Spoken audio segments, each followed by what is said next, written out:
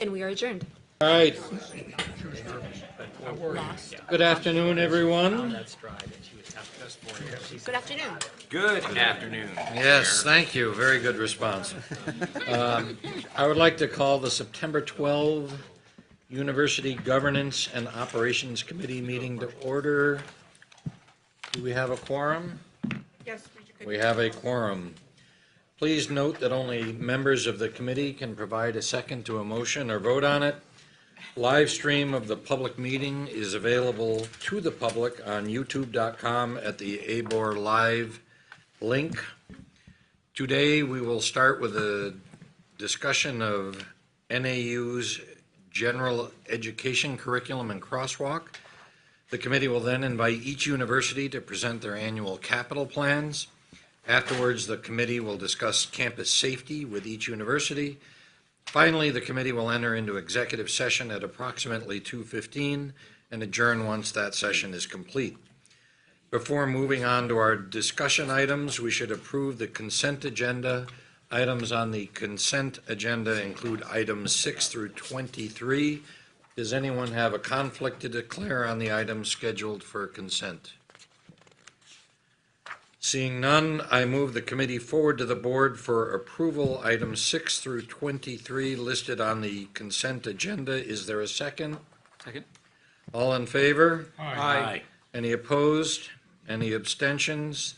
Motion carries. Fred, I know, or Regent Duval, excuse me.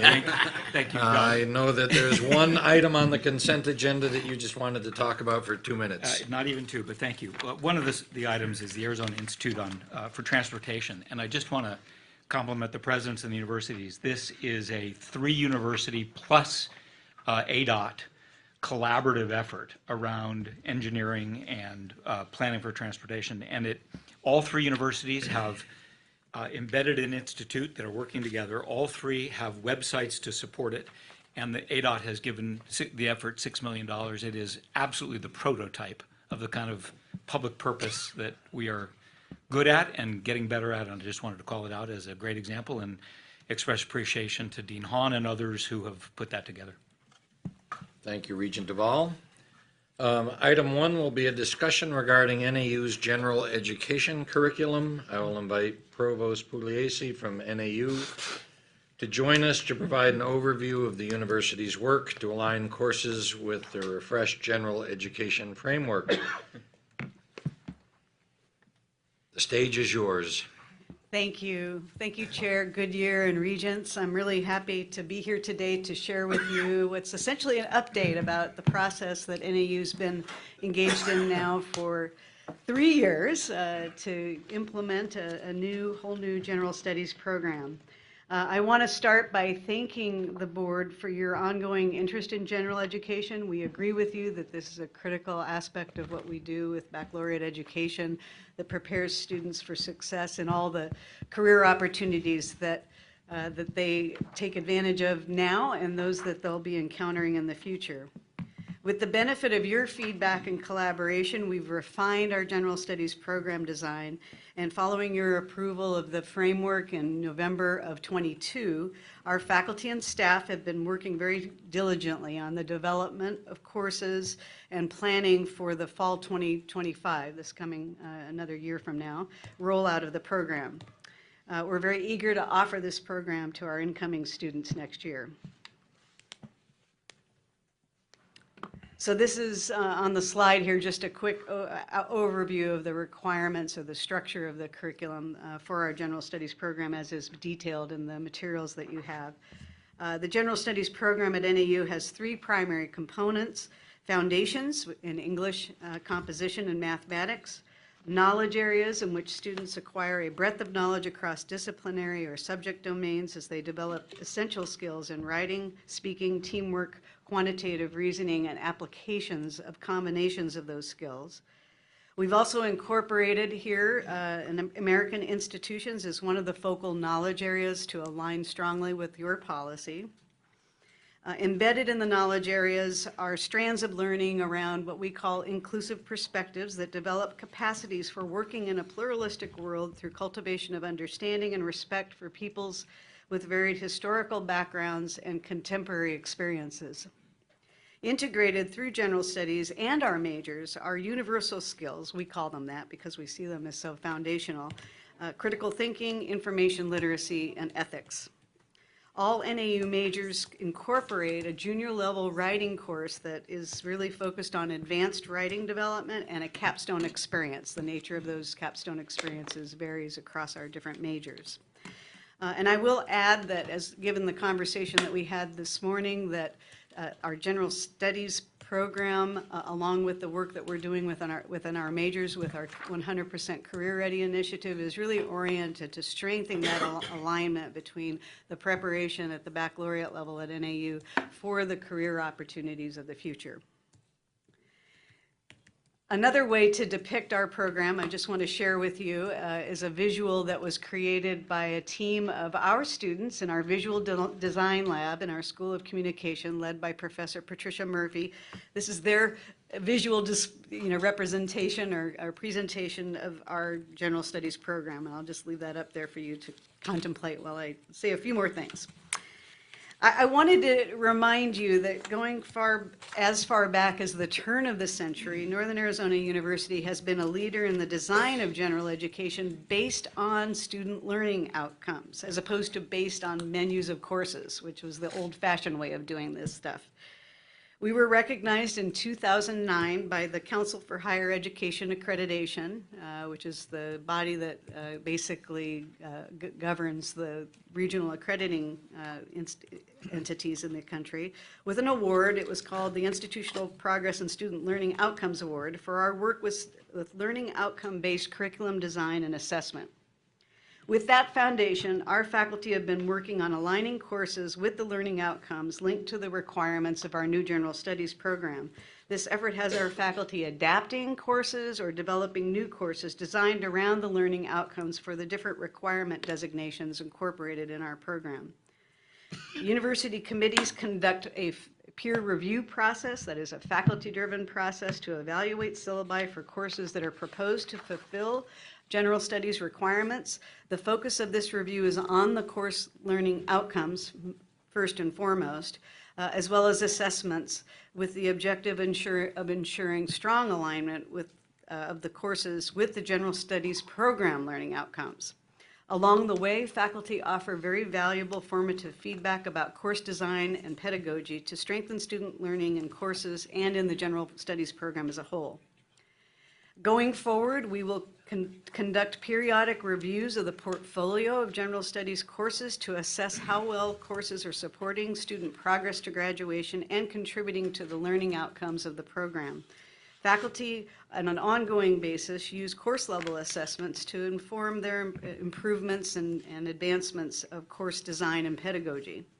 The ongoing tri-university assessment of general education, focusing on the skills of writing, critical thinking, quantitative reasoning, and the American institutions dimension, generates evidence that inform our efforts to strengthen the general studies program and its constituent courses. We are on track for the implementation of the program next fall with sufficient courses and capacity to support student choice and flexibility for their momentum in their academic pathways. Later this fall, we will begin building the course schedule for fall 2025. That is, that happens really soon. And that will incorporate the general studies program courses for our incoming students that we anticipate next year. NAU's program is strongly aligned with your general studies or general education policy and our high expectations for baccalaureate graduates. Our general studies program will prepare graduates for success in a dynamic global economy, and our graduates will also have the knowledge and capacities for effective civic engagement and to have positive impact on their communities. I thank you for your interest, and I do want to highlight that I have two of my colleagues with me on Zoom.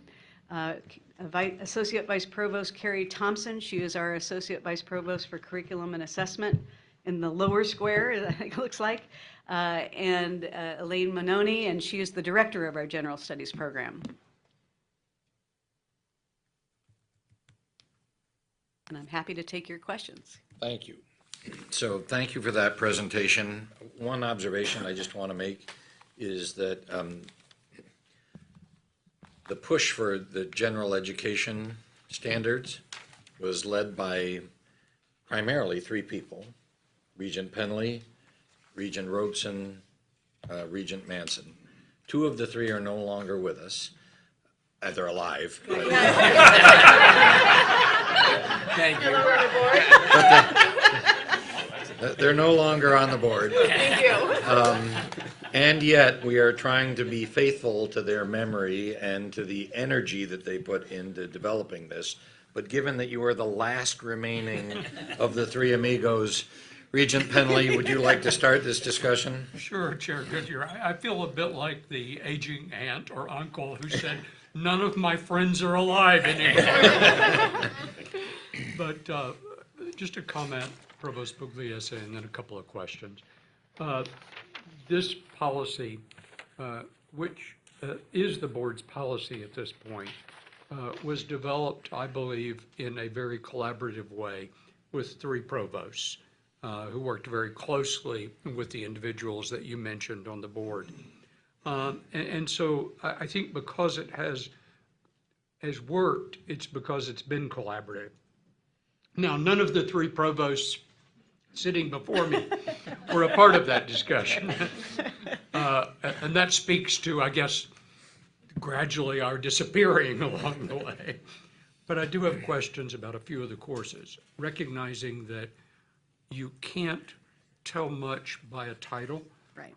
And what falls beneath that. It's really about the syllabus and the concepts and competencies that faculty are really seeking students to have capacity to deal with.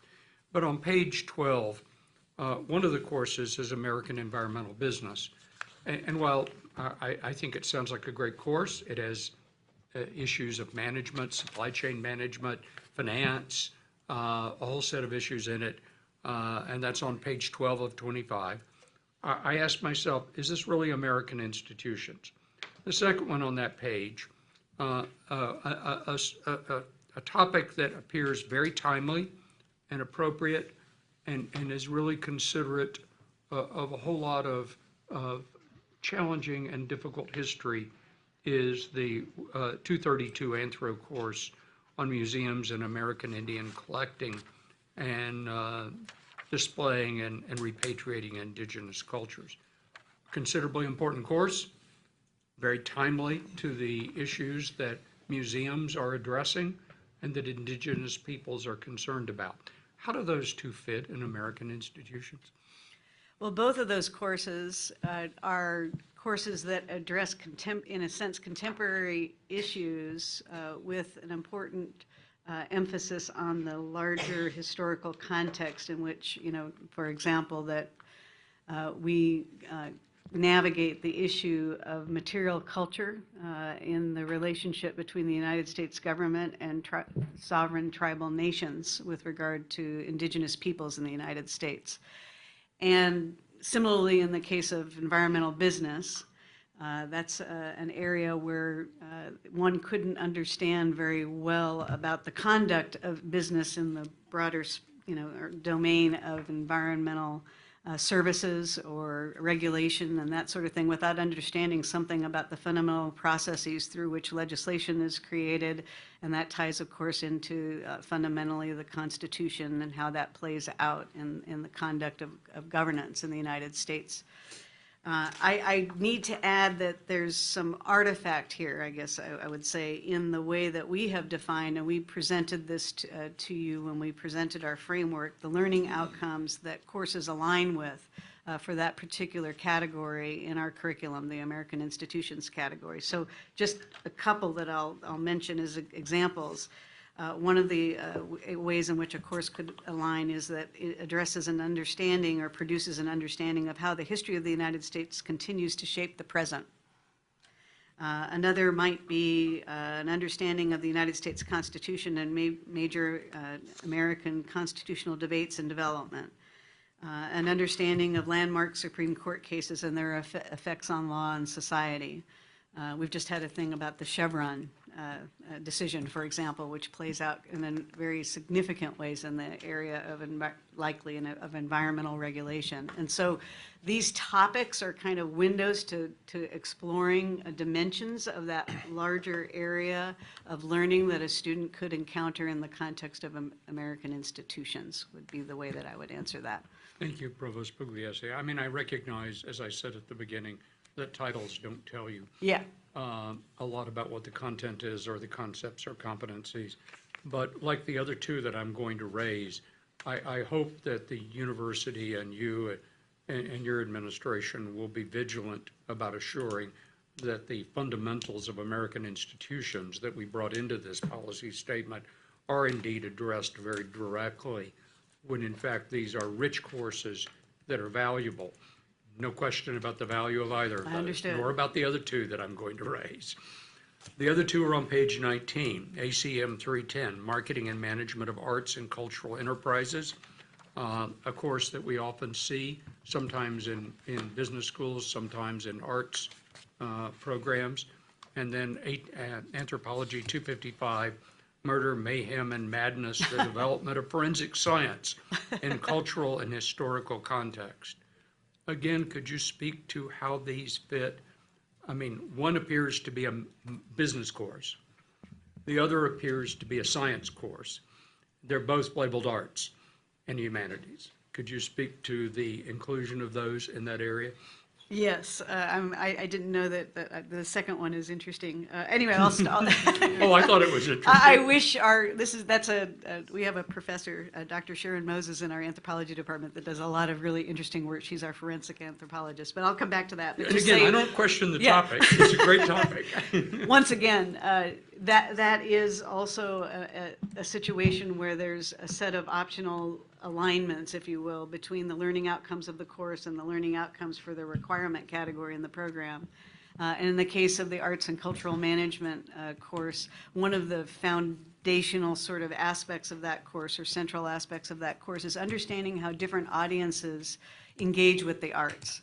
You know, the meaning and significance of the arts for different segments of the community, and that, I learned, translates directly into something called market segmentation, that the people that do marketing, and I know that's your business background and not mine. Yeah, I do know market segmentation. Translates into that. And then there's also some of the politics and sort of societal implications of having opportunities for different communities to have access to the arts and the humanities. And so that alignment was deemed to be strong enough for that course that is included in that category. In the case of the anthropology course, as I mentioned, the person that I assume is behind this course, and Carrie is formerly the chair of the Department of Anthropology, our associate vice provost, so she can tell me if I've got this wrong, is our forensic anthropologist. We have a very strong multidisciplinary forensic minor. It's a very popular topic with students in this course. Which She makes takes sense it to NAU into and its location. it does.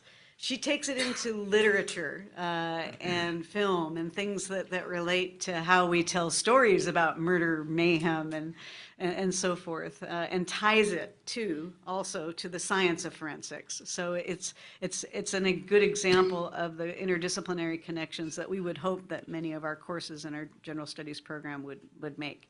I will add just a little commentary. I wasn't planning to say this, but given your questions, I'll go ahead and say it here. We have a faculty that are no less than fierce about wanting to make sure that the courses that are a part of this program and that fit into the different particular requirement designations are strongly aligned. So much so that, you know, I've even questioned how much effort goes into, you know, reviewing these syllabi or courses that are being proposed, and then the feedback and responses that follow from that. They are very diligent about that. So that's one of the things that I think we can anticipate about our program as a great strength, and maybe a distinctive strength, is that there will indeed be very strong alignment between the design of these courses and the learning outcomes of those courses and our intentions for the general studies program as a whole. There may be other questions, but I just compliment you, and you led this effort at NAU to really collaborate with the board in assuring that we had a general studies program at the institution that was completely consistent with policy. So it was a collaborative effort. NAU was certainly willing to do that, and you led the way in making NAU willing to do that. And I just compliment you on that effort, and thank you and the faculty for all the great work to put together a very fine general studies program. Well, thank you, and I credit our faculty, because fundamentally it was the faculty that collaborated with you.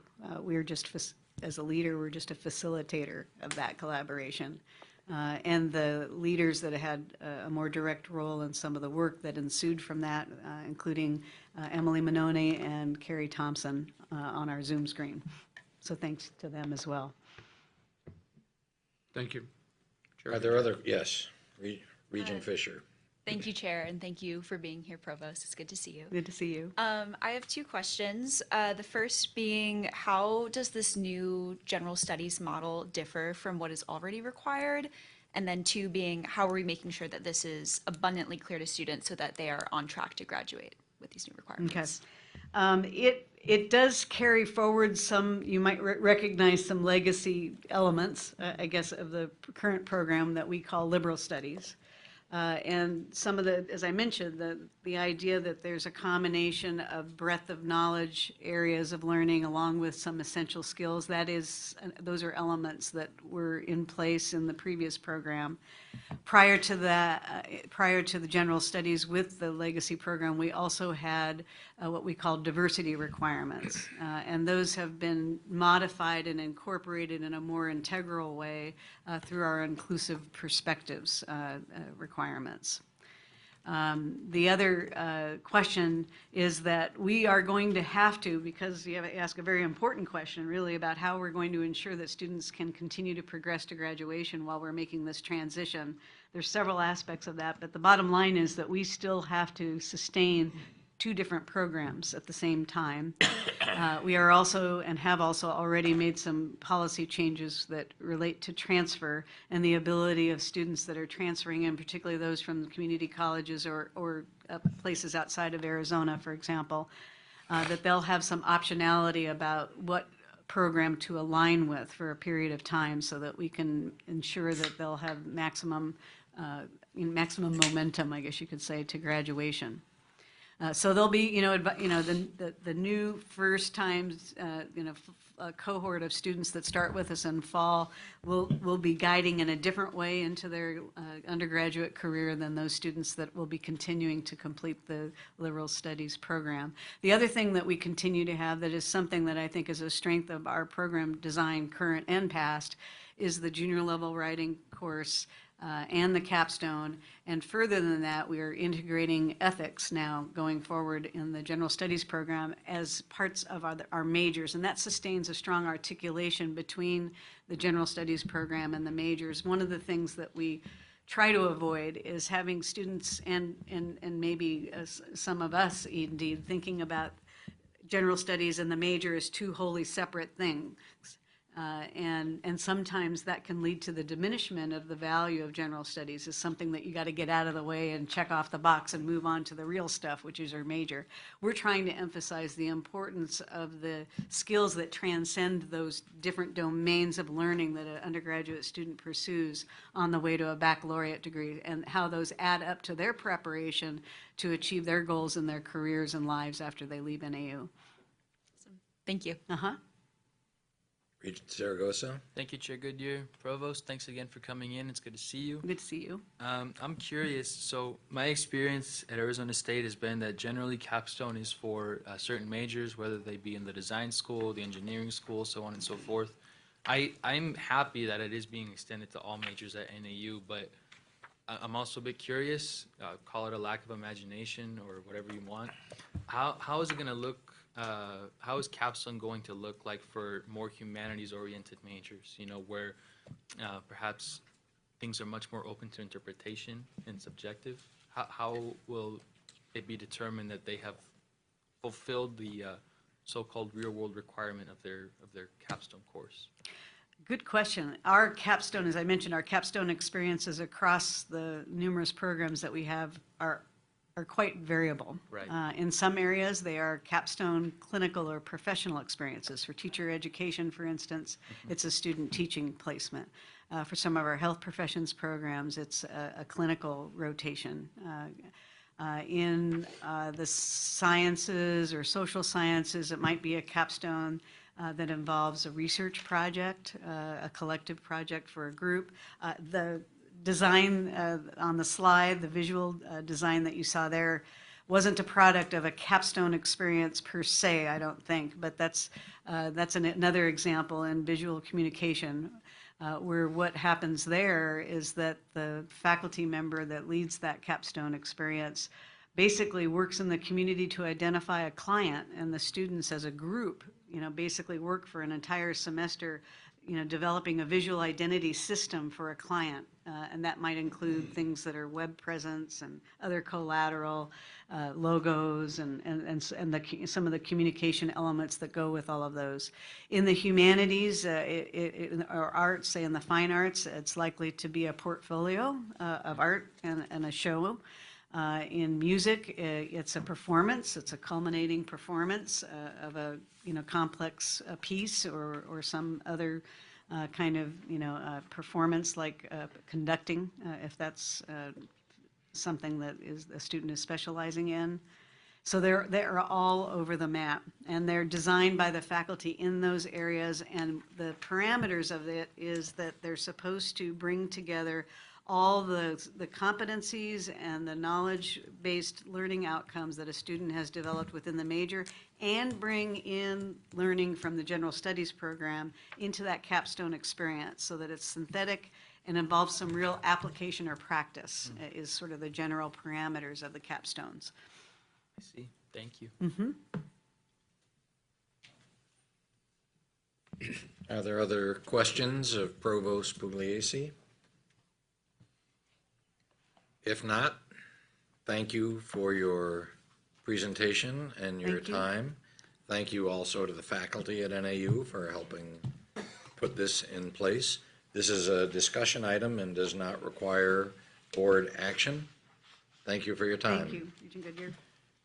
As previously noted, items 2 through 4 will be reviews of each university's annual capital plans.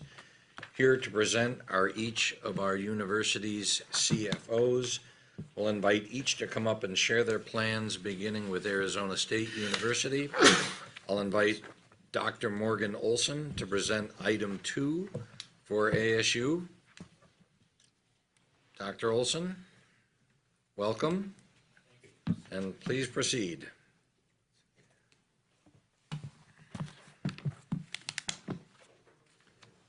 So good afternoon. This is our annual capital plan, which, just for reference, we have sort of a complex multi-year planning process, but this is the current year, the fiscal year that we're in now, 2025. Always try to start these by reminding ourselves that everything we do here in our built environment is intended to support the things that we stand for, our charter and the outcomes that we anticipate from what we do on a day-to-day basis. So our built infrastructure is part of the support system that makes these kinds of outcomes possible. And that's the way that we proceed in terms of our strategic planning and our thinking around each project.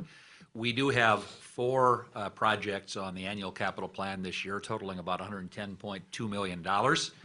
You see them here in front of you. 3 of them are what we tend to call bundles. And then we have a 4th project. The bundles are really about how we have accommodated the reality that we have, that there is not regular state investment in our built environment. And so we have to build into our business plans generation of revenue, not exclusively, but often from tuition, that allows us to pay back money that we borrow to invest in our built infrastructure over time.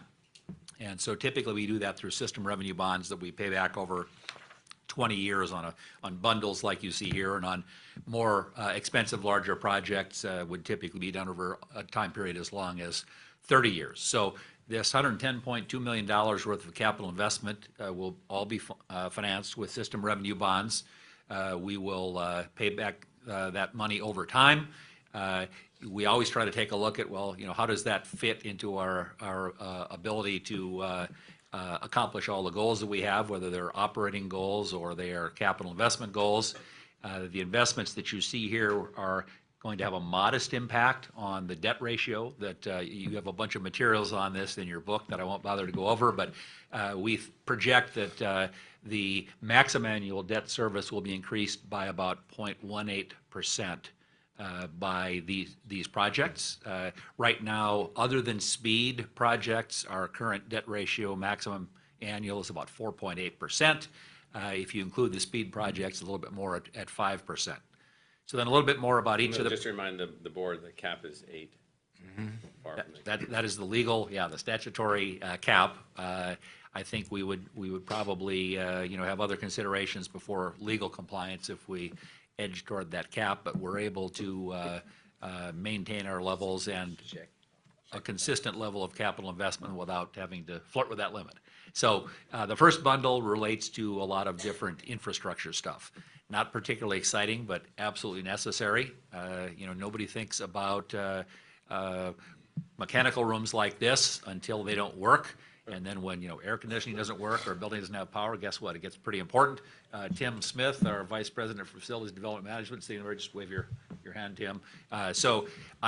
This is actually probably not one of the mechanical rooms that he tends to show me when we do our various campus tours. In other words, this is a post view. They don't all look this beautiful, although I think our team does a great job actually with maintaining our built environment, whether it was built 100 years ago or 1 year ago.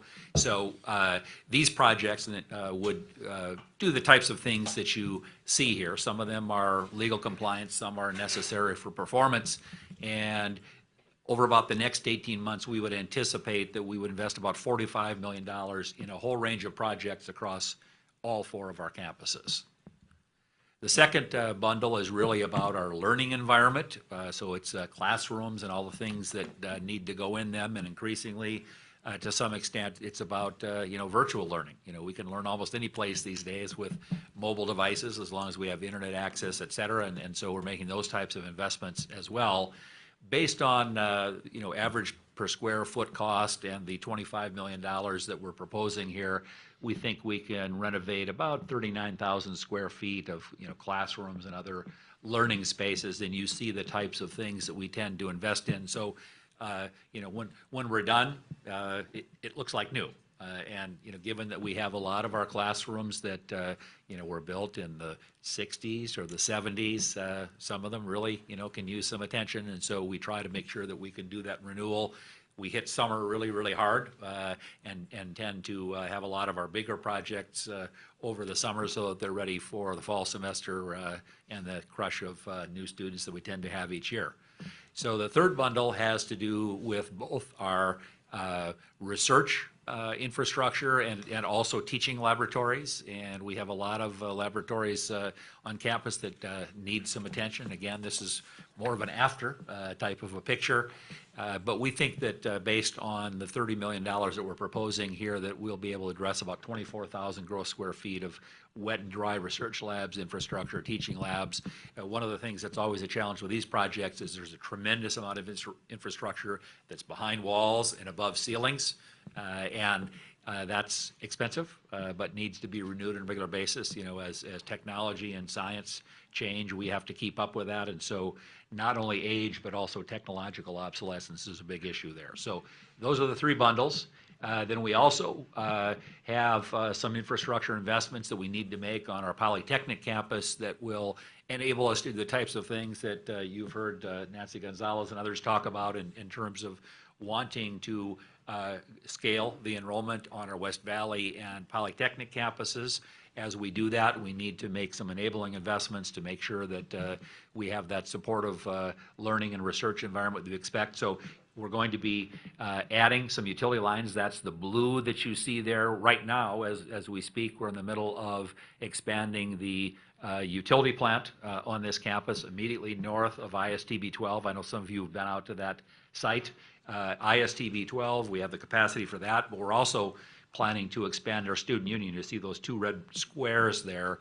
The rightmost one, as you look at it, is where we anticipate that expansion will be, and that's really about expanding the collaboration space and the extracurricular space for students on that campus, which is feedback that we get, is that they would like to see more of that as we grow the enrollment of that campus. So this will allow us to provide additional, chilled water, heated water, et cetera, and will allow us also to set the stage for the next level of infrastructure that will be necessary to accomplish the master plan for this campus. So those are the four, and with that, I'll stop, and if there are questions, I'd be happy to address them. I just want to add one comment relative, just to remind Regents that the Polytechnic campus, which was acquired by the university from the Defense Department as a part of the base closure plan beginning about 28 years ago, we've received some small amounts of public investment for that project, other than the public giving us the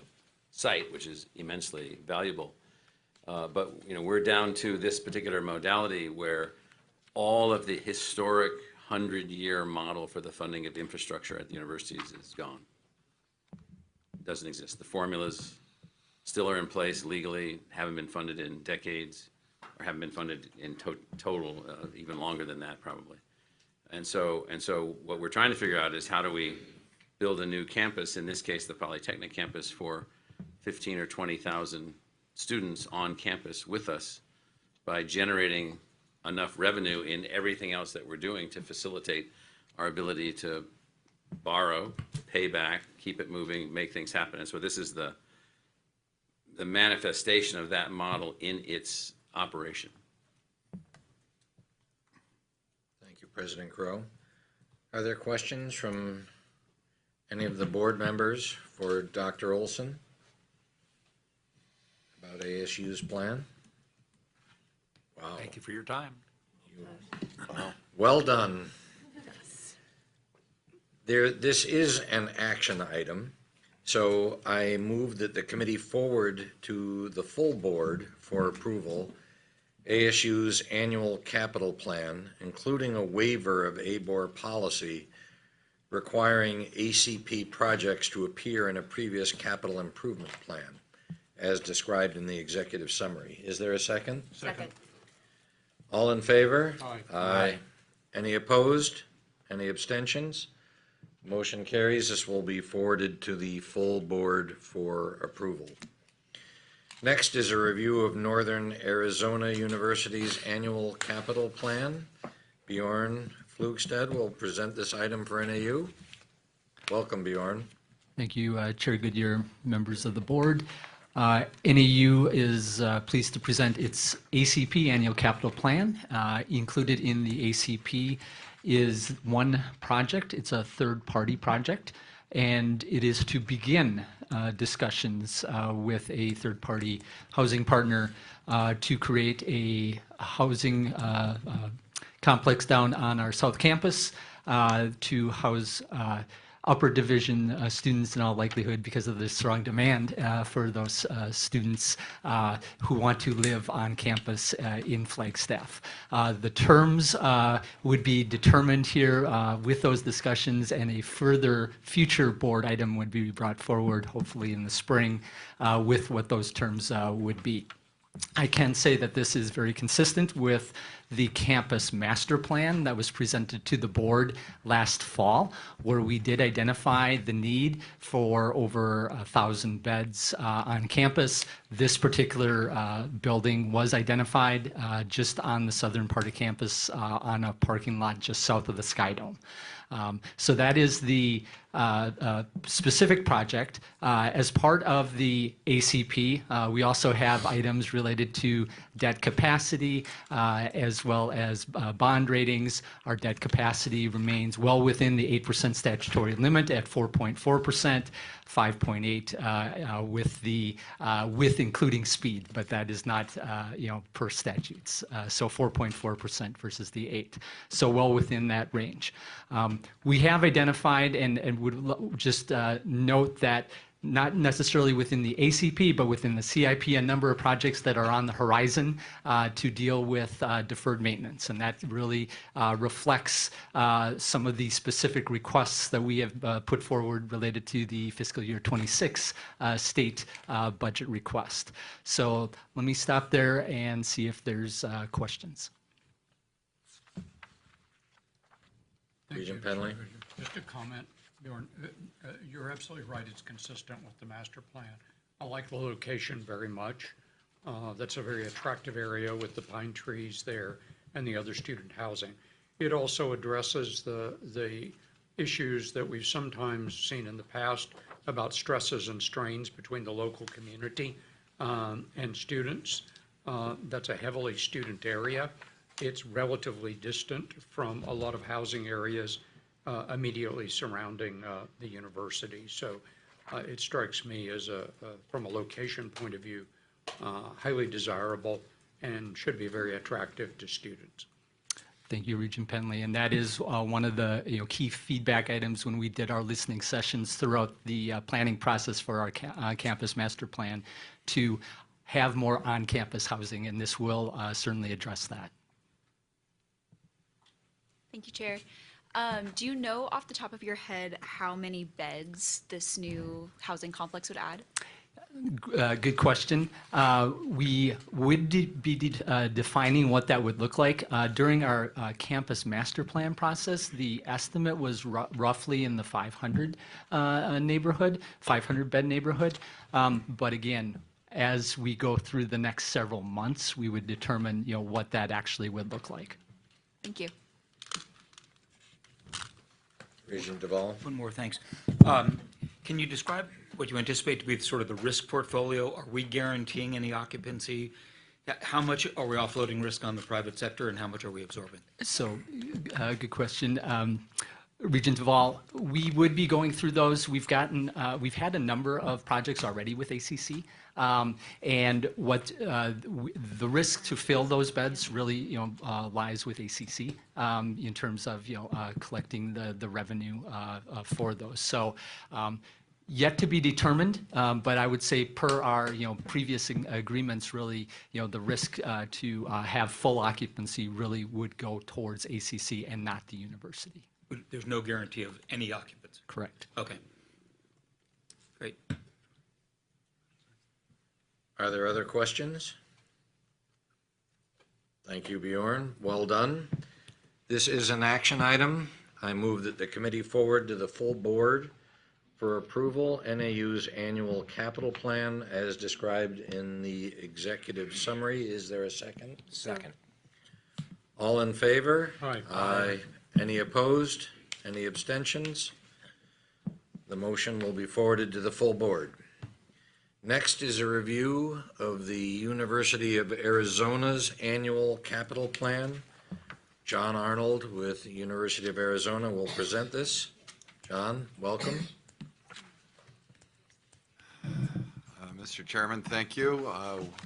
With your permission, I'm going to allow Brian Goodell, our Director of Operations, is going to do the bulk of the presentation, review the capital plan with you, and happy to entertain any questions as we go along. Welcome. Thank you, Chair. Board, nice to see you. I wanted to start, just give you a little bit of background on some updates and improvements that we've made in our capital process over the last year, as well as kind of how we're thinking about space management and utilization in general. On the capital planning side, I feel like in the past, we actually had a really good process in place to evaluate and prioritize capital projects. The one downside we had was that it was sometimes in a vacuum. And that occurred because the way we were structured, we could submit, or capital projects could be submitted at any time throughout the year. So in other words, we were reviewing, single projects at a time and not always knowing or having visibility of what other projects may be kind of bubbling under the surface and could come up in the future, which is kind of an opportunity cost issue, right? If we're looking at projects early in the year, what projects are we potentially postponing towards the end of the year? So what we did earlier this year, we kind of revamped that process.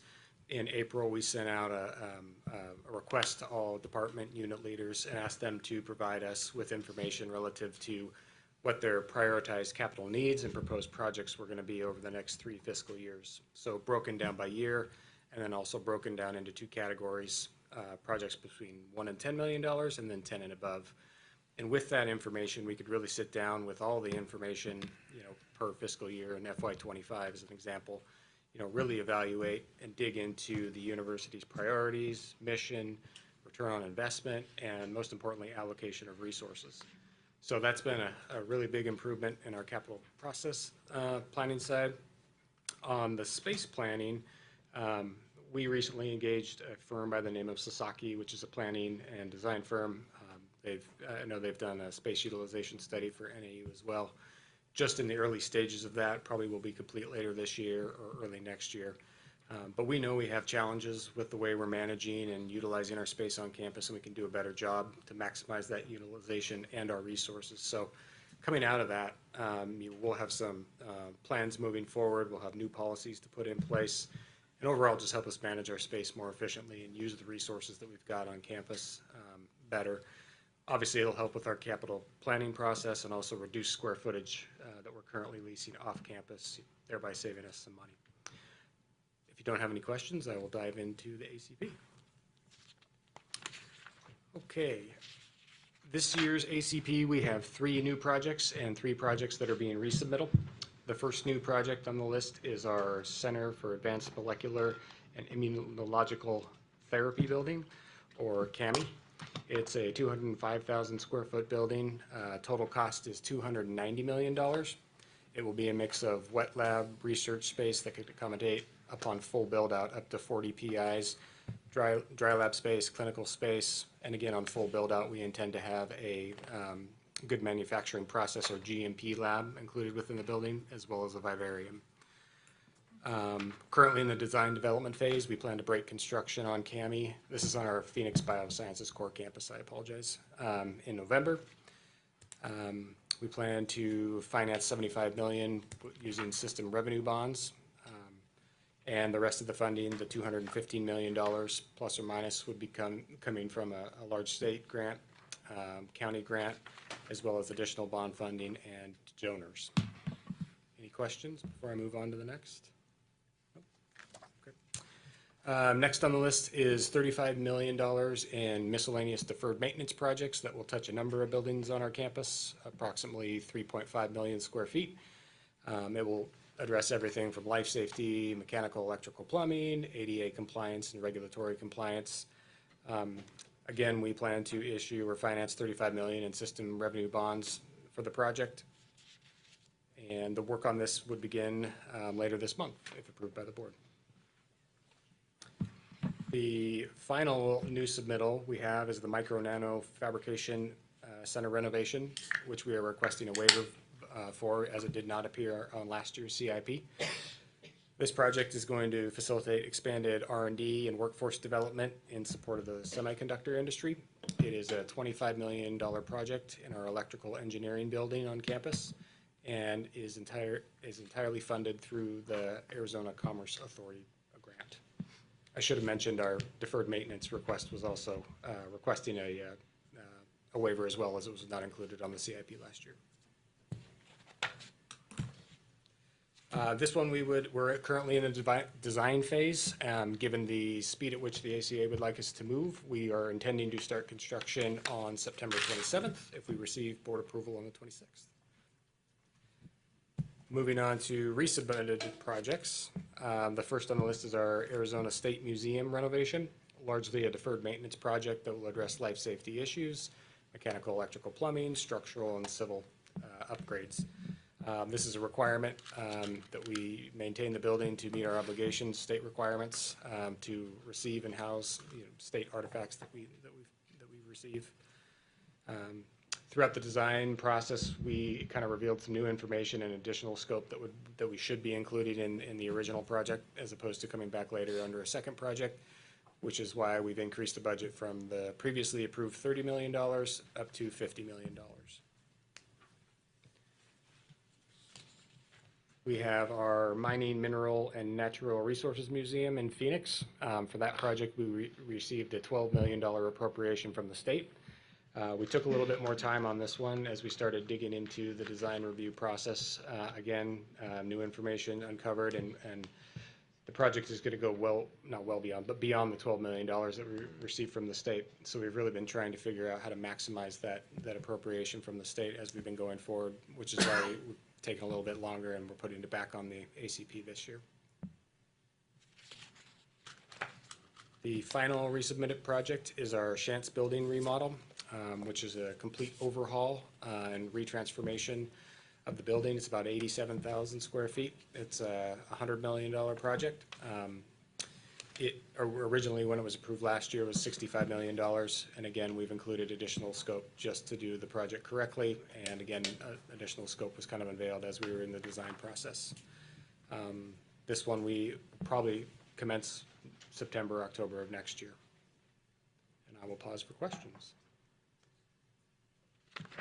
Thank you. Are there questions from the board? Regent Duvall? Thank you, Mr. Chair. The Mining Museum, which I've toured and Yes. needs a lot of It does. assistance. What's your envisioned utilization of it? It's not, I assume it's not to restore it to a mining museum, so, or is it? It is. Yes. It is. Yes, that is the I see. direction we've received as part of the state appropriation, yes. Yes. If we do not, follow up if I can, Mr. Chair, if we don't get sustaining state support, won't that end up being another version of the existing state museum on the U of A campus for which we are statutorily obligated to restore, but do not get state support and losing money? I would believe so, yes. Are you confident that we will get multi-year state support? We you know, we do have, yeah.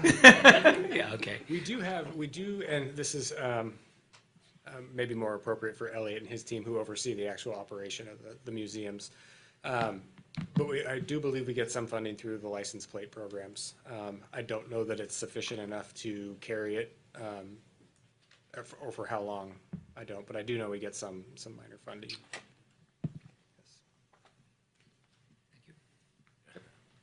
Can you give us a little history of the State Museum?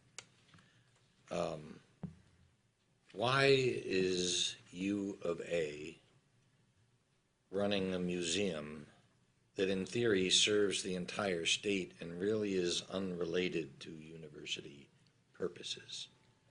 Can you give us some history and some color here? Because given the financial circumstances that the university is under, it would seem like it would be useful to get you out from under this obligation.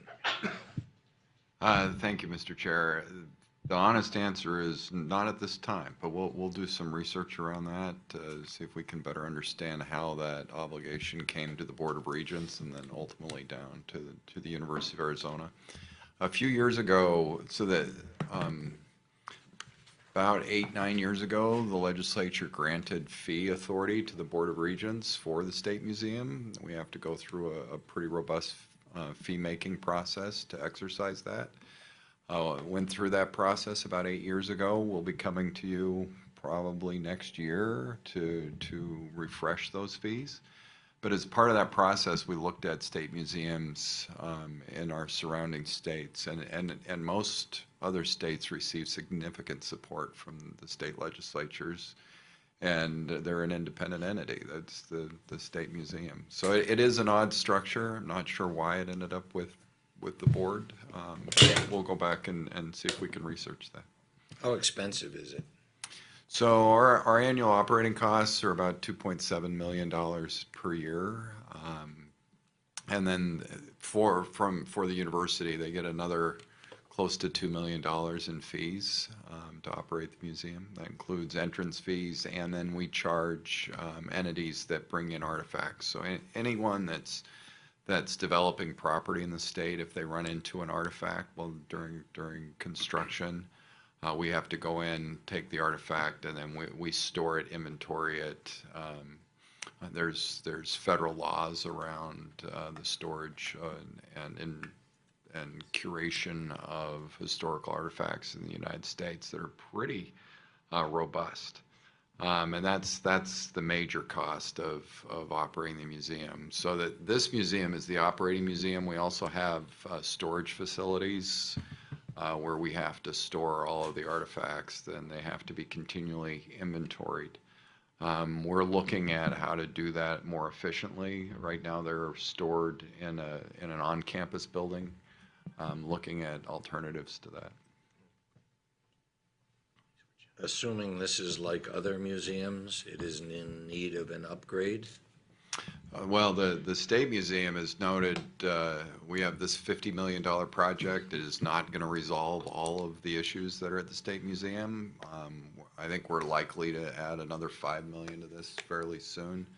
I've seen estimates where we probably need another $50 million to really finish off this building.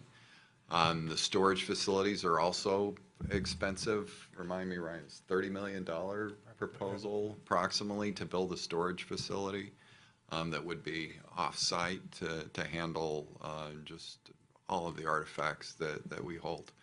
And that artifact collection expands every single year.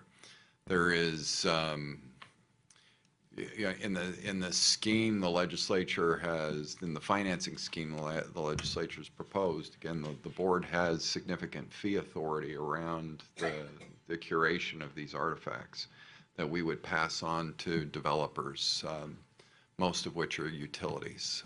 When we went through this 7-8 years ago, it was a pretty significant debate between the utilities and the University of Arizona. Regent Penley is nodding. He remembers that experience. Only too well. Yeah, and so Unhappily, I assume? Yes, okay. we'll be back. So More pain. maybe we'll wait for Regent Penley to. So every region only has to do it once. Maybe that should be our goal. So we'll do some more research and get that back to you. It is an odd structure. The museum downtown Phoenix, that is a more recent occurrence just in the last few years, and that history I understand a little bit better. Do you want to go into that? Sure. So that building operated as a mining museum through about 2010, 2011. And during the Brewer administration, there was a thought of refreshing that building, especially around the centennial, and so it was closed. But there of course, we were during the Great Recession, and so the financing was never developed to refresh that building and bring the museum back. It was a very popular and robust museum. It was part of every single elementary school's in Maricopa County's experience was to come to that museum, do a tour of the Capitol, et cetera. So there was a line of buses down there every single day. The Rose Mofford collection was housed there. So when that got shut down, there was and ultimately no plan was developed to replace or to refresh that museum. And then in about, this is off the top of my head, I want to say 2014, 15, 16 in that time period. The University of Arizona was two things happened. Geological Survey, which was an independent state agency, was consolidated into the University of Arizona. So we have that function now, and they were associated with that museum, and so it made, I think from a legislative perspective, it made sense to then bring that museum over to the University of Arizona at the same time. There has been a number of stops and starts in trying to refresh that building. 3 or 4 different schemes to raise the money, none of which have panned out. And then 3 years ago, we got the appropriation. Yeah, FY23, correct. 23, we got $12 million. As Ryan noted, that building's pretty dilapidated. It's a historic building, pretty fascinating to walk through. And so the 12 million is, we'll be able to use that to restore the shell of the building, but unlikely that it'll be sufficient to really get it to the point where we can open it to the public and put it, the full operating museum back in. We do have the collection that was in the prior museum, so we can restore that collection. There is also a mezzanine, some meeting space, maybe some office space that we could take advantage of as space right off the Capitol. We also are looking forward to a very, very, very large Block A on the side of that building. So, There you go. Advertising. yes. So more to come on that one. Are there other questions for Ryan or John? I think we look forward to seeing the museum research. I'd ask one question as part of that project. Are there other museums, state museums that are treated differently? Like, I don't know what the sort of like asset class looks like, and I just thought. Yeah, that's this is again off memory from about 8 years ago. Utah has a terrific state museum that they around that time frame they had invested significant resources into. We looked at New Mexico, we looked at Colorado, so we can draw up some of those comparisons as well, and just see how other states treat their state museums. Again, it's a federal requirement that we house and curate these artifacts that are identified. Any questions? Did you know it was a federal requirement? No. I feel like you and Fred should be blamed for that. Thank you, John and Ryan. This is an action item. I move that the committee forward to the full board for approval University of Arizona's annual capital plan, including waiver of ABOR policy requiring ACP projects to appear in the previous capital improvement plan as described in the executive summary. Is there a second? Second. All in favor? Aye. Any opposed? Any abstentions? Motion carries. Will be forwarded to the full board. Thank you, sir. Thank you. Thank you. The next item on the agenda is a discussion on campus safety and security measures. We're running a little ahead of schedule. I hope the university representatives are here. If we could invite them to come forward and join us.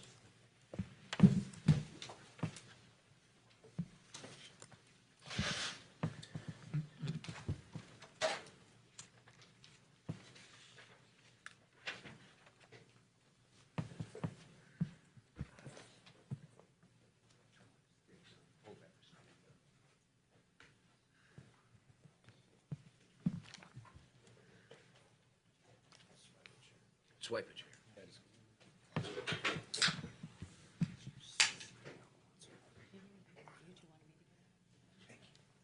Go ahead, Joe.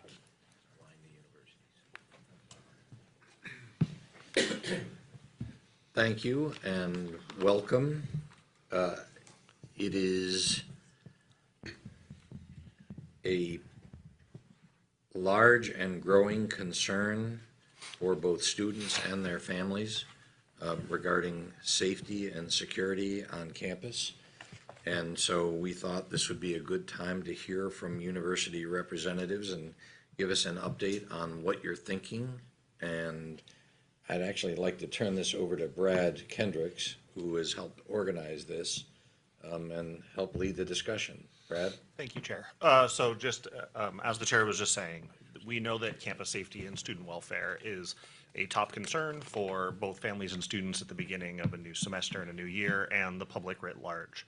So we wanted to kind of reframe the issue, kind of recenter the board as we talk about these kinds of issues at the beginning of the school year, and give each of you an opportunity to check in with the board and engage both around some of those things that you all have been up to, kind of a little bit of a check-in about the status on campus, some of the improvements you have, as well as some of the concerns and opportunity for continued board engagement over the rest of this year.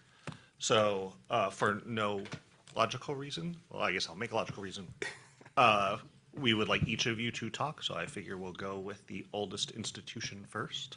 So if the University of Arizona would like to kind of take the lead, and then we'll each take turns kind of checking in and engage the board in that way. Thank you, Dr. Kendricks. I'm going to introduce our approach at the University of Arizona at kind of a high level, and then hand it over to Steve Patterson, our Chief Safety Officer, who can talk about some more particulars. In our view at the university, we believe that safety is really a full university responsibility. It's certainly we have a police department, we have a number of safety agencies, but for us, it's important for all of campus on the academic side, on the student affairs side, to all be on the same page on engaging in the kind of behavior to support our students, our community, our families. We have kind of two large buckets of things that we do. One of them has to do with collaboration. The other has to do with access and excuse me, where's my language here, and inclusion. So to begin, a couple years ago, we had a shooting on campus. It was a terrible experience. We're coming up to an anniversary of that. And that precipitated a lot of thought on campus, and out of that came the Office of the Chief Security Officer, Chief Safety Officer, who is Steve Patterson, who we'll talk in just a minute. We built a structure around Steve's work.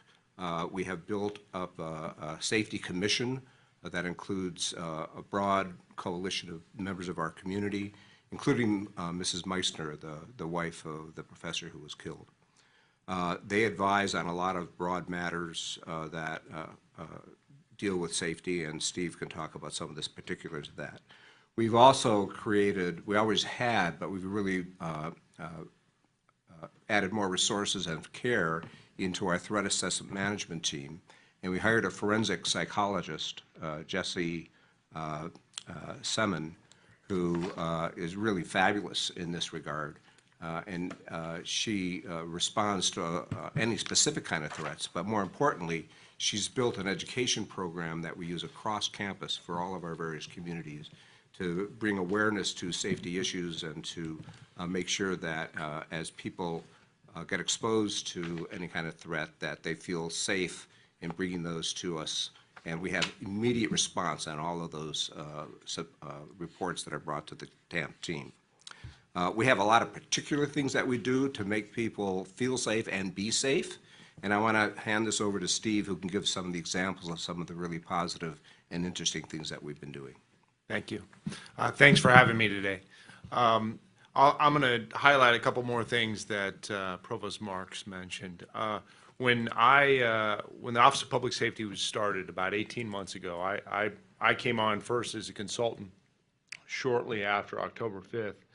And one of the things that was really focused on with the Office of Public Safety was to ensure that we had a whole campus approach. And we looked at making sure that community engagement was part of it. One of the first things that we reviewed was our threat assessment and management team. Arguably one of the best hires the university has made is the hiring of Dr. Jessie Semin. She has been instrumental in creating learning activities, edge learning activities to include threat mitigation and the pathway to violence education and training, which has proven to be very effective. And she's literally a traveling roadshow throughout the campus on instructing and training people on how to better handle different situations.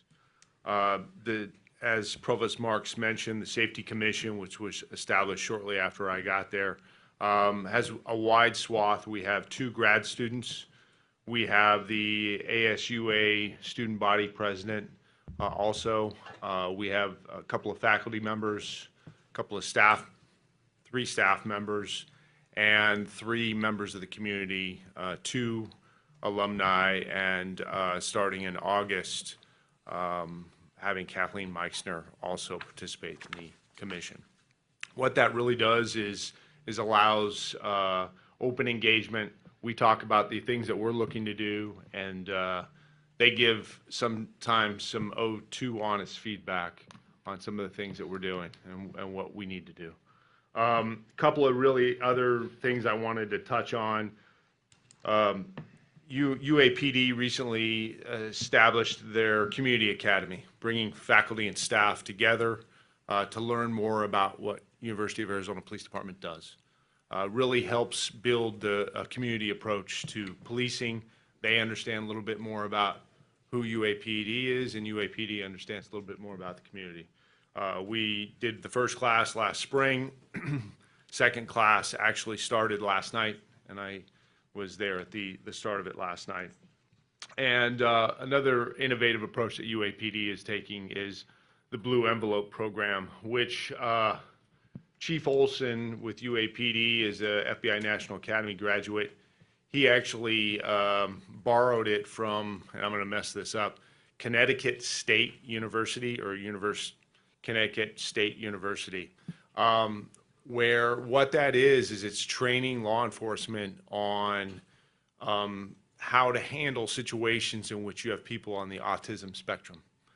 Way it is that you provide training so if somebody is on the autism spectrum and is driving, gets pulled over, they have a blue envelope that has their registration and their license in it, and they hand it over.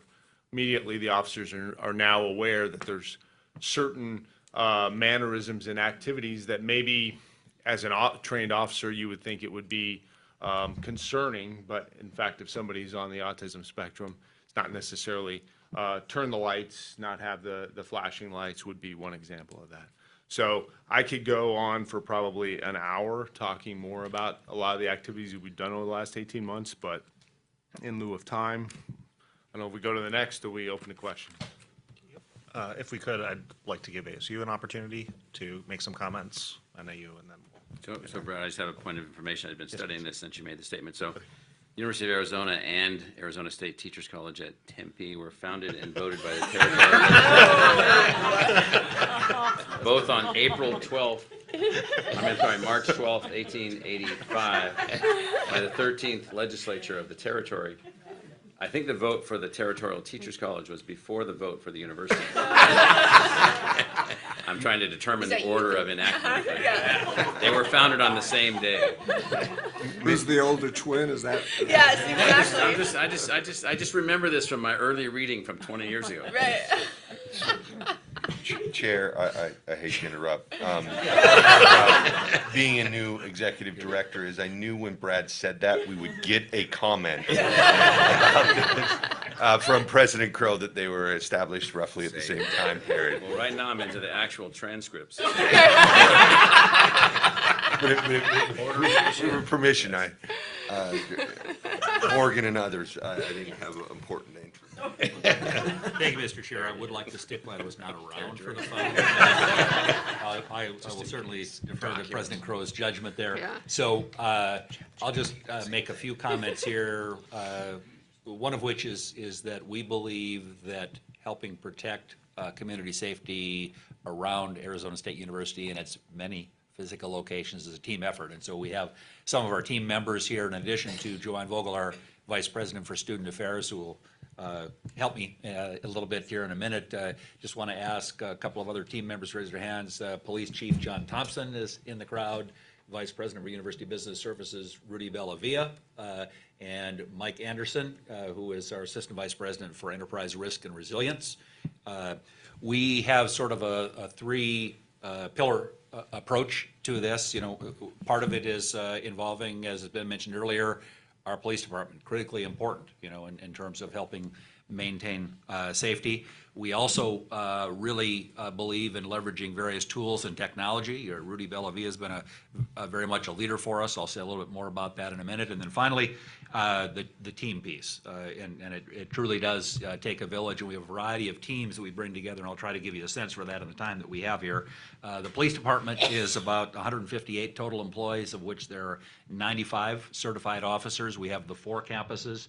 One of the challenges that Chief Thompson has is they touch about 7 or 8 different municipalities, those 4 campuses. So he has to manage relationships with a variety of municipal police forces, federal, like the FBI and the CIA, state, DPS, et cetera, et cetera. So a lot of complex relationship management. And guess what? A lot of time you get to do that in the middle of a crisis. So it's, you know, hi, I'm so-and-so, how are you? Could you, you know, that kind of a conversation, not very helpful. So you have to have those relationships ahead of time. I'll just add one data point. We had to spend millions of dollars to have a radio system capable of speaking to the different municipalities that we operate in, because we did not have such a thing, and that alone cost millions of dollars. So lots of investment, but in addition to that, also part of the team is that we have a number of civilian employees in the police department that do various things that are important to our safety posture. We have 2 other types of public safety professionals. We have our police aides, of which there are about 34. They all receive a substantial amount of training, and sometimes that's a career path for them into a certified police officer position. We also, a number of years ago, created a group of campus safety aides who are actually student workers. Many of them have career interests in law enforcement or prior experience elsewhere, and they're embedded typically in our residence halls and other places in our community that students hang out, and their role is to keep their eyes and ears open, to interface with students, get information from them, all of which is part of that supportive mechanism. The police department provides a range of services that we think are important. We have a detective unit with 11 full-time equivalent personnel split into 3 areas. We have 3 threat mitigation detectives, 5 general detectives, and then 3 in our special unit that deals with certain crimes that require special handling. And so they're a very important part of support. Similar to what I think U of A was describing earlier, we have created a position that we have called Campus Navigator. Kind of a weird title, but the reason that we call it that is it is a person with a counseling and helping background who understands all the resources that are available, not only at the university, but in the community. Because sometimes when someone is a crime victim or they are receiving threats, they don't know how to navigate all that. They don't know how to get help. We want to make sure that they have those resources available and they have somebody to guide them through that. So those are all part of the support network. I'll also mention under the tools and technologies piece, we have a variety of technologies that we use, including an app that's on everybody's phone. Ours happens to be LiveSafe. It's a mobile app that's available to the entire university community. Parents are especially interested participants in that. You can communicate in real time with our police department. You can send audio, you can send pictures, you can send text, you can send videos. You can do so anonymously if you choose. It is our mass notification system, so if we need to push out a message in a hurry to people, avoid this area because the power's out or there's a fire or a vehicle accident, you can deal with those sorts of things. Those are advisory messages typically. We also have what we call alerts, which are things that we want to tell people about that we think could potentially be life-threatening, and so that also works through the LiveSafe app, and it can be delivered by email, by text, by messages on the app, et cetera. We can facilitate. I mentioned the Clery Act here. Please. So, yeah. Just mention the Clery Act. So the Clery Act is a name for a student who unfortunately was murdered on the Lehigh University campus a number of years ago. This is a highly regulated area. And so the Department of Education unit that deals with interpreting, and I'll use that verb sort of loosely, the Clery Act is coming up with interpretations that require additional actions and reporting on the part of universities all across the country pretty much every month. And so it gets more and more challenging. And I will say that for the most part, it's very well intentioned. I think certainly the Clery Act's a good thing overall. At times, some of the interpretations we would probably differ with a little bit, but we don't get to. Also part of our complex environment and this intelligence and technology infrastructure is part of how that we deal with that. We provide safe rides, so anybody can use the app and request a ride from any location on one of our campuses to any other location if they're concerned about their personal safety for whatever reason. We also have a feature called Safe Walk, which basically can tell our police dispatch area, hey, I'm about to walk from point A to point B. I don't want somebody to take me there, but I'd really like you to monitor me while I'm doing that, and I'll tell you when I get there safely. And obviously, if you don't, then we take action. So all those technologies are available to us. We've established a real-time analysis center in the police department. We have over 3,500 closed-circuit security cameras on our 4 campuses that we partner with a company called Genetec on. They are highly sophisticated and used artificial intelligence technologies in a variety of ways.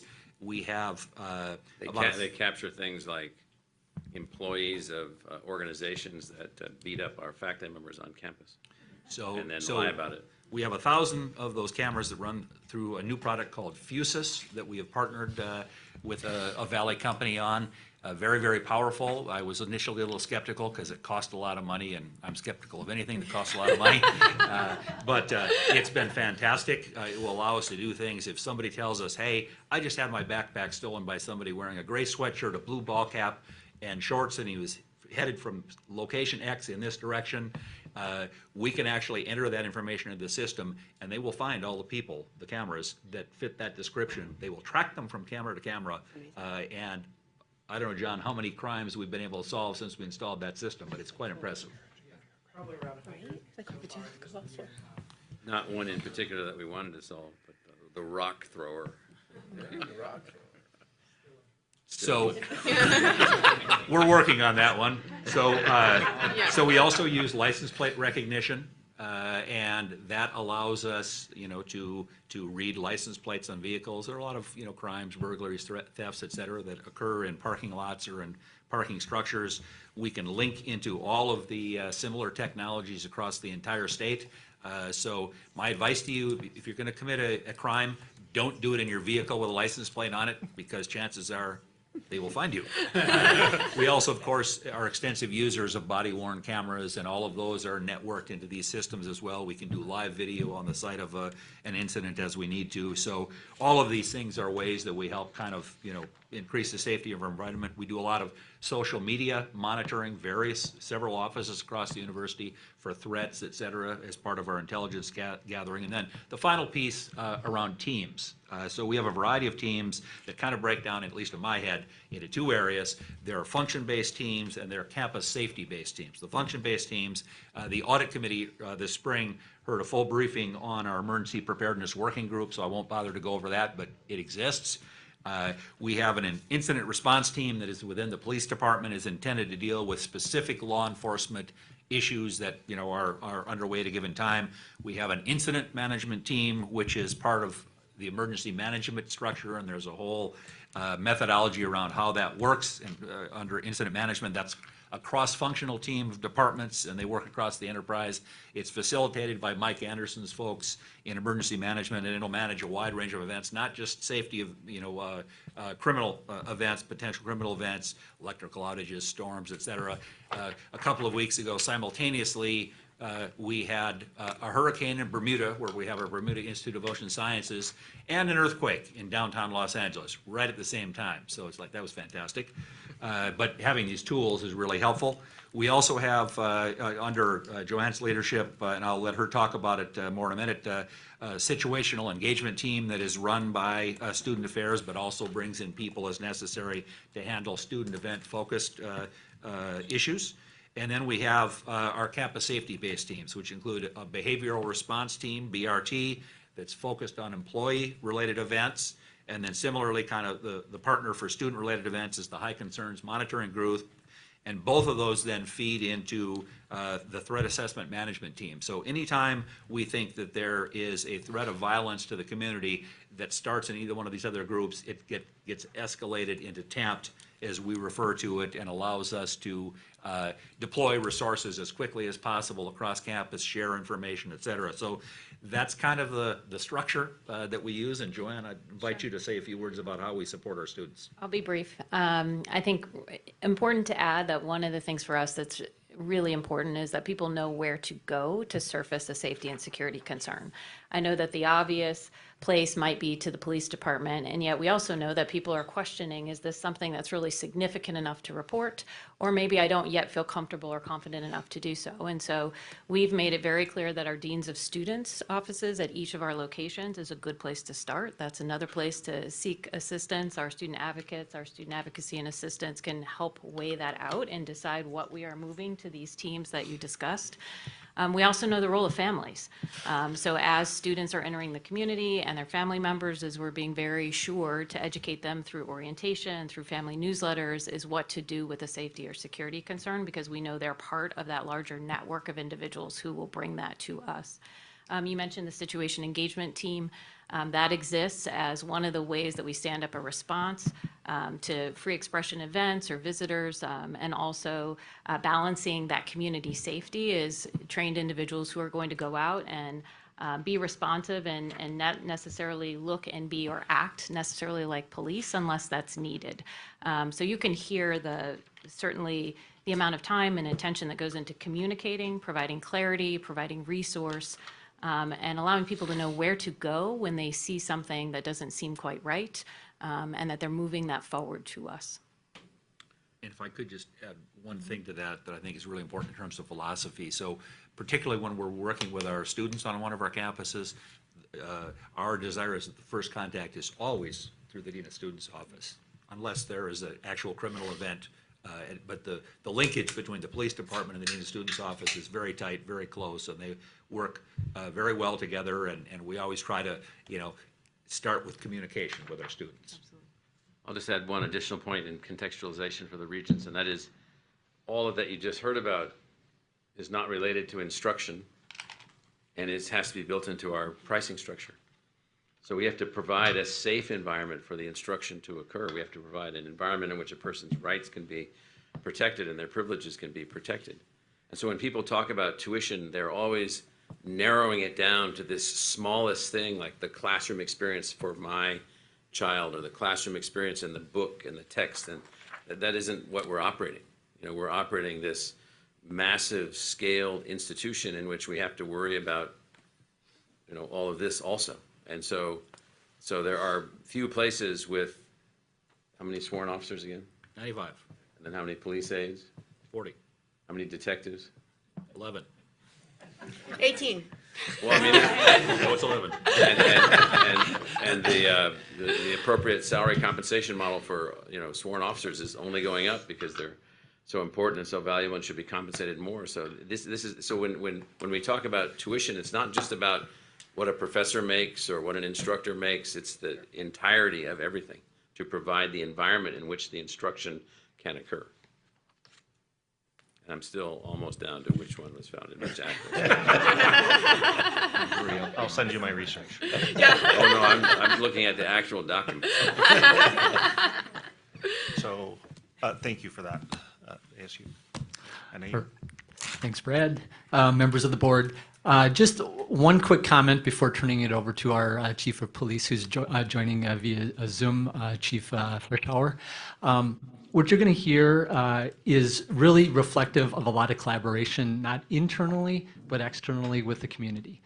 Internally, in terms of working from the police department with our student affairs groups, working to help facilitate tabletop exercises with internal teams to think through how to respond to safety events internally, but also bringing external partners from the community. There's a very close relationship and collaboration between our police department and the county sheriff's department and the Flag PD. And that's really needed in terms of that collaboration to be able to help respond as needed if events occur.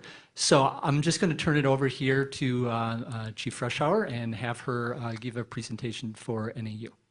Great, thank you. Good afternoon. First off, can everyone hear me?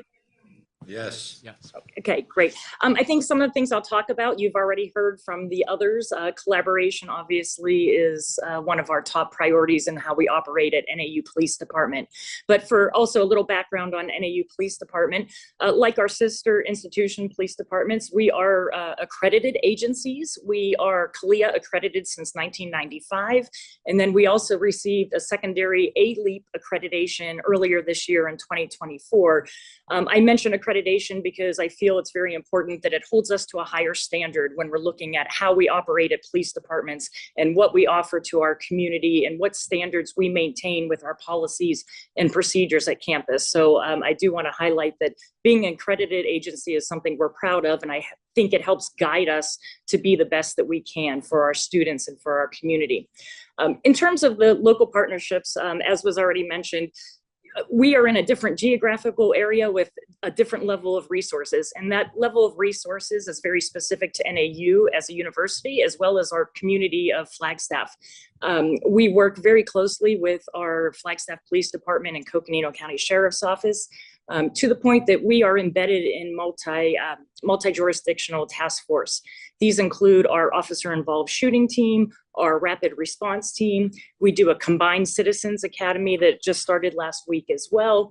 And we're doing these things together for our larger community, and it shows our support for one another.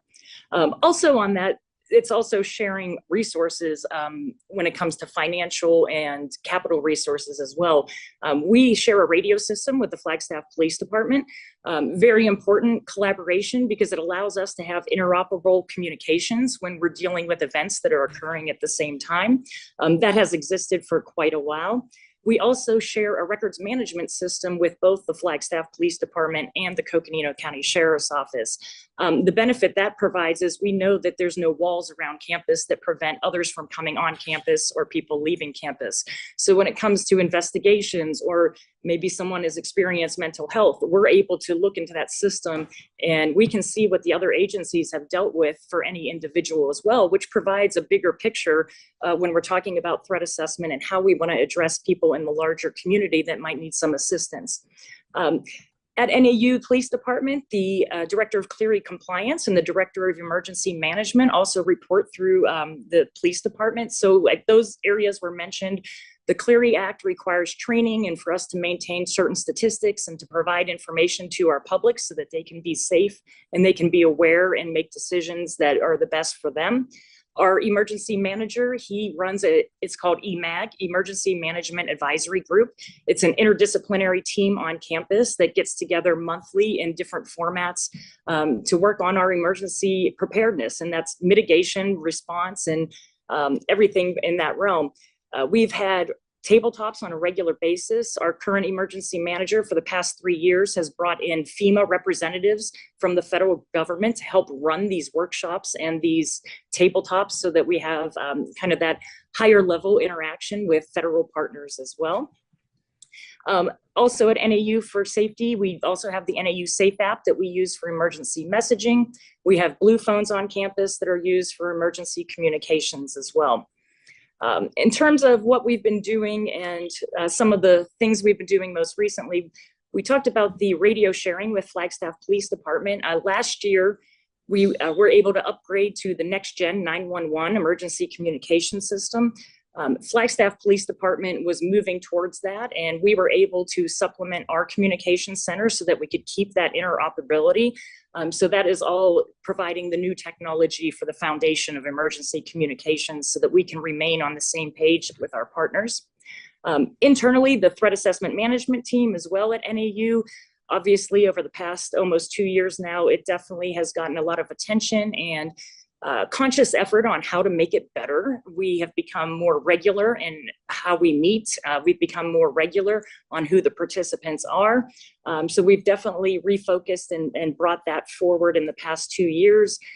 We went ahead and did a threat assessment management webpage that has a lot of community resources for our folks. So it's hopefully a one-stop shop. If they want to report a concern, they can do that. If they need larger community resources, those can be found on that website as well. I also like to talk about that we have a layered approach and a collaborative approach on campus for that safety. So even though some of us might sit at the higher level threat assessment management team, we do have ongoing other groups that also meet and kind of the same as ASU mentioned, filter up into those higher levels.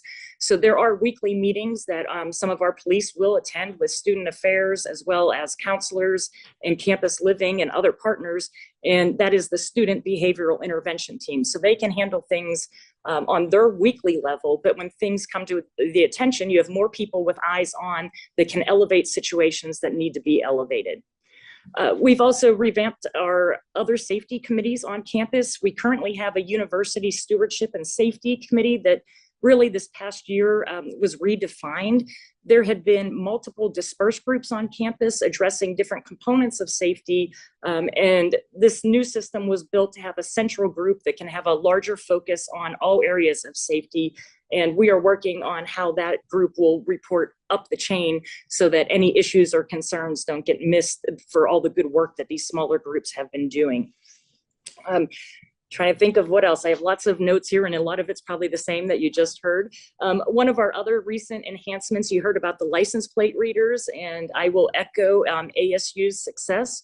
We just started putting some on campus in May, and we're still in the implementation and installation phase for some of our other for the cameras. But even in that short time period, in the past 2 weeks, we've had 2 felony cases solved by having those cameras on campus. So I am very happy with that product. It's new technology. I don't have many officers on campus at any one time, but the cameras can provide extra eyes for the areas and provide that consistent background that we can go and we can have successful investigations. Another project on campus is our card access into buildings. That has been something that has been expanding over the past couple years and trying to add additional buildings onto the card access system. When we add card access, we do include cameras at the doors with the card access. So by expanding, we're also expanding our camera coverage on campus. And I think at the moment, the other thing I would say is just the additional partnerships are, from a law enforcement standpoint, it's our partnerships with our law enforcement partners, but it's also our partnership with the other areas on campus. We don't do this alone. We have great working relationships with all the different student affairs units, campus living, and the dean of students. The Lumberjack Care Center, we use them a lot for situations. They're kind of case managers, again, that they can help provide resources to students, whether those resources are campus related or larger community related. So we use them a lot for situations that it might not be a police matter, but we're still trying to help our community be safe in multiple areas of their life. And I think maybe I've talked enough and I'll stop there for now. So thank you for that. Let's pause for a moment and see if we have any questions from Regents before we dig deeper. Regent Brewster. A lot of technology on display, and again, I know that advances, but one thing I didn't hear in that recap was the use of drones. And again, I think of, game, football stadiums, different outdoor events, and I certainly think of some of the protests that, were coming. So just a question to all of you about the use of that technology. Is it employed or is it being considered? Yeah, so for ASU, simple answer is yes, and I would ask Chief Thompson and Rudy Bellavia to add some specifics about how we use them and how we manage them. Sure, yeah. Just stand up. The ASU Police Department has various drones. We deploy them on all of our campuses. We use them during football games and other large events, protests, things like that, so that we can better.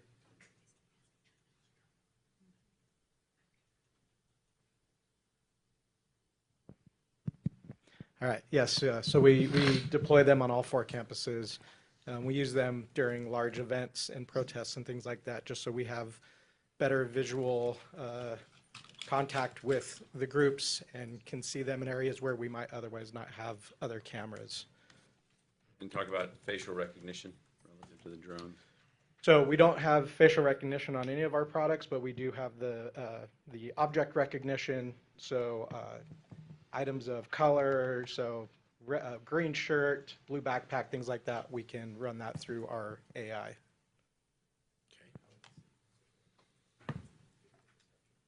Oh yes, and so all of that video we do capture and we will upload it into our evidence.com for prosecution or for in the event that something were to be reported to us at a later time.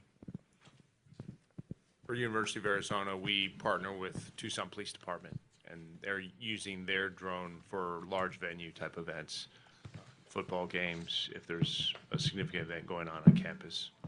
Okay. And for NAU, we have no internal drones, but again, we have used our county partners for drones at commencement time. And I do know that the Flagstaff Police Department has invited us to training that they're going to be hosting here as they explore their own drone program. And we'll be able to assess what that looks like and if that is something that would be beneficial for us. Thank you. Other questions? All right, well, thank you all for presenting. Yeah, Dr. Crow? I have my answer. Oh. Close this. So on the morning of March 11th, the legislature passed, 1885, the legislature passed the Territorial Teachers College, us, and in the afternoon, the University of Arizona was created. And, well, no, the legislature passed. The governor signed them, Governor Tritle, I have his picture right here. He signed them in the order of Territorial Teachers College first. The 95th thing he signed, and 99th was the University of Arizona. How convenient. Minutes The good apart. news is we're not competitive. We're collaborative. We remain the oldest university. So, Good luck, Brad. so in that spirit, so first, thank you for the presentation. This is a serious topic, and what you all discussed was very illuminating. And it's clear you take it very seriously, as you should, and we are grateful for that. One thing that I would just throw out there, I don't know if listening to your colleagues during the last hour, there was something you might have learned. I'm hopeful that there is some collaboration between the universities regarding best practices, and that, hey, we're trying this and it worked really well, we did this and it didn't work so great. That is one place where there would not be, say, competition between the universities, and where there could be really good collaboration. And I would encourage you, if you're not doing that, to do it, and if you are doing it, to do more of it.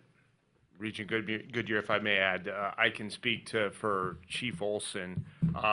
He is in contact with ASU and NAU, and the three of them talk weekly, if not more often. And certainly the events that occurred last spring, they were talking to each other all the time.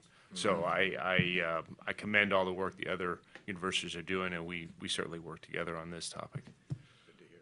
May I add a comment, sir? Yes. As an example, ASU talked about the Real-Time Analytics Center, which obviously in my career, it's very exciting to me, but I know technology and resource-wise, those are very expensive. But when they went live last year, we coordinated both U of A and NAU to come visit their center and see what it looked like.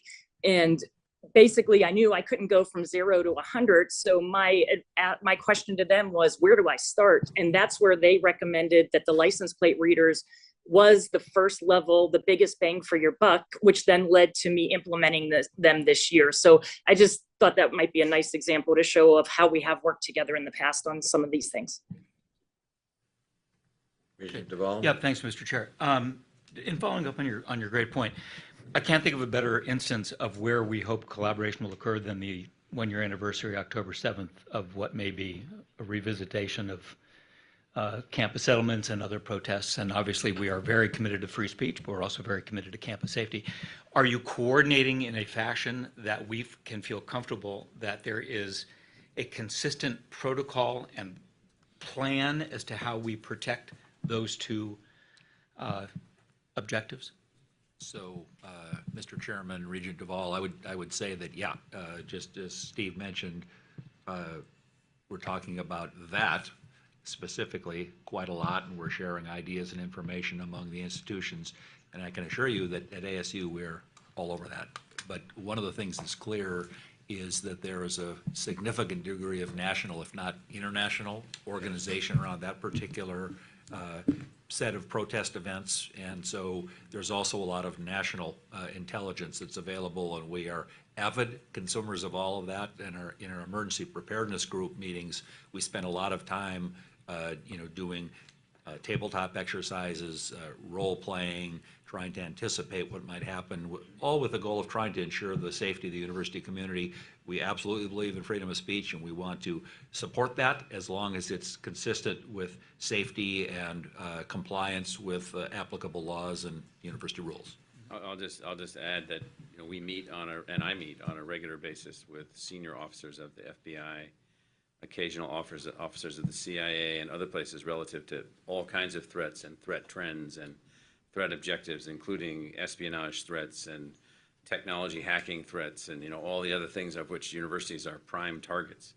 So we're at the heart of many, many things, including our usefulness as tools for enemies of the United States to advance their political agendas within the United States by creating the sense of disunity in the United States, which isn't really there at the extent that they're portraying it. So all these things are going on at the same time. the individuals who were the apparent leaders of the demonstrations at ASU were not students and were not arrested. They allowed other people in their group to be arrested. I mean, it was just, we don't know who these people were for sure, but they were not arrested. We do know that.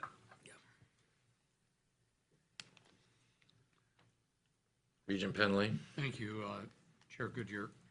Perhaps we should note at this point, in light of the discussion that we're having, that all three universities still had green ratings from FIRE, the Foundation for Individual Rights.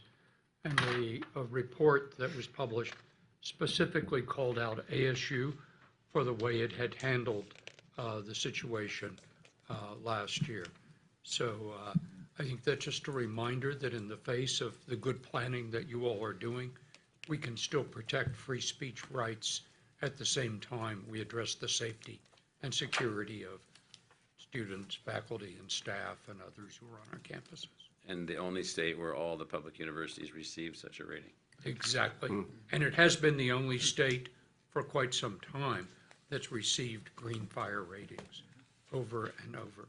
So I got a note yesterday from them specifically calling that out and praising us in Arizona for what we had done, along with recognizing specifically Arizona State University. Are there other comments, observations, or questions? If not, thank you again for your time. We're very grateful for the time you gave us and for the presentation. That is the concluding act of the Governance and Operations Committee. We'll be taking a 5-minute break to convene an executive session across the hall. Do I have a motion to convene into executive session after the break? So moved. Is there a second? Second. All those in favor? Aye. Any opposed? Any abstentions? We are concluded. Thank you.